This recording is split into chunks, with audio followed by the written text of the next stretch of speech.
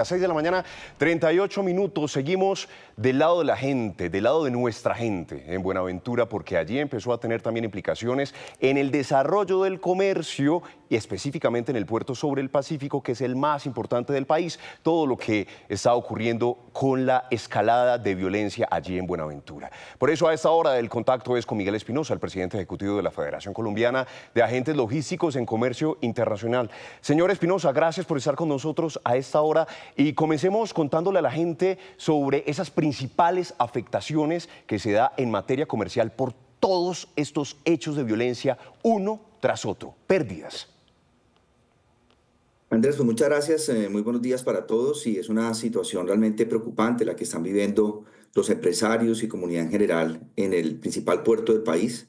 Esta ola de violencia que no es nueva. Esto es un tema que viene de enfrentamientos con bandas ubicadas en Buenaventura, los Xotas y los espartanos, que a nivel de búsqueda de control de territorio, pues obviamente han generado una afectación muy importante porque están llevando a cabo una escalada en materia de delincuencia, en materia de homicidios, en materia de robos, de hurtos, de secuestros express, y obviamente la población en Buenaventura a nivel general, pero particularmente las personas que laboran en todos los temas de logística. Pues recordemos, Buenaventura, la ciudad portuaria más importante del país, pues obviamente han tenido que restringir sus horarios de trabajo. No pueden salir tan temprano de sus casas y no pueden llegar tan tarde a sus casas porque hay unas restricciones, hay unas amenazas, que si usted llega después de tal hora va a tener obviamente unas consecuencias. Vamos a empezar a hacer desmanes en la población, vamos a secuestrar. Hemos tenido ya este año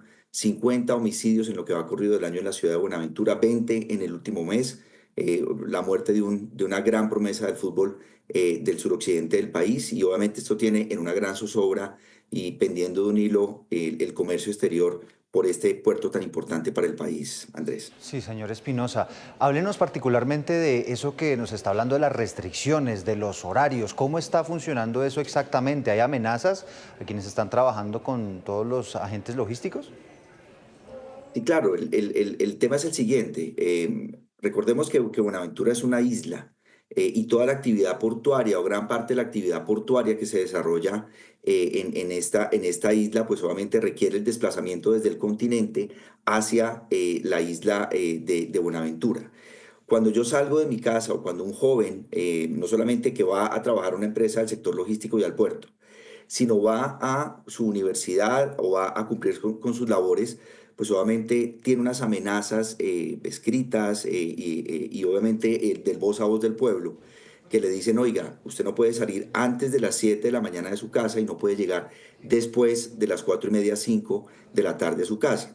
Por supuesto, el recorrido que hay entre la isla y estas poblaciones y digamos, estos barrios que quedan un poco alejados de la actividad portuaria, hacen que las actividades se restrinjan y por temor de la comunidad, pues tengan que salir de sus actividades a las 2:30, 3:30, 4:30 de la tarde. Incluso muchos de los empresarios que tienen a su gente trabajando digamos, en las instalaciones portuarias, tienen que pagarles noches de hotel dentro de la isla para que no se movilicen a esas zonas de conflicto, y obviamente eso genera una zozobra, unos inconvenientes muy importantes. Y en la reducción de los horarios pues también vemos una afectación no solamente de la actividad portuaria y de logística y de comercio exterior, sino de las actividades propias de Buenaventura, cierre de comercios, restaurantes, establecimientos, y obviamente esto tiene en un panorama de incertidumbre muy grande a esta importante población del país. ¿Y de qué tamaño es la afectación logística? Es decir, ¿qué tanto se retrasa el comercio por cuenta de esta situación?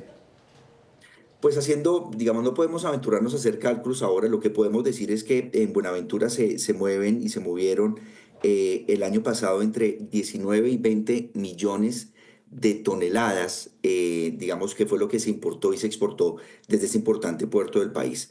Se movilizaron en el año 2024 alrededor de unos 700 o 750.000 contenedores, digamos, de 20 pies, que son, digamos, los de menor capacidad que uno ve por las vías del país.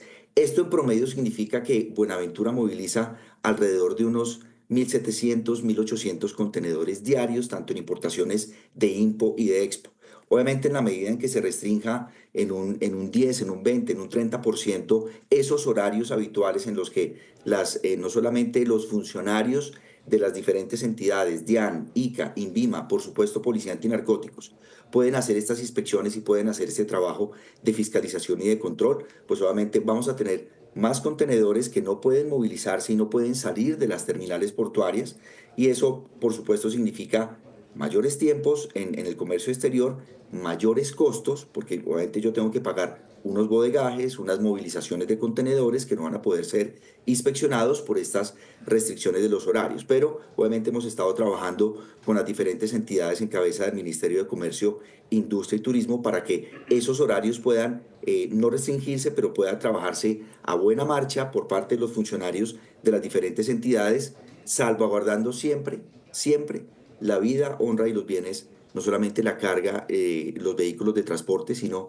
obviamente todas las personas que laboran en este importante sector del país. Bueno, pues el puerto más importante de Colombia, afectado efectivamente por esta situación de violencia en Buenaventura. Señor Espinosa, gracias por estos minutos. A ustedes muchas gracias.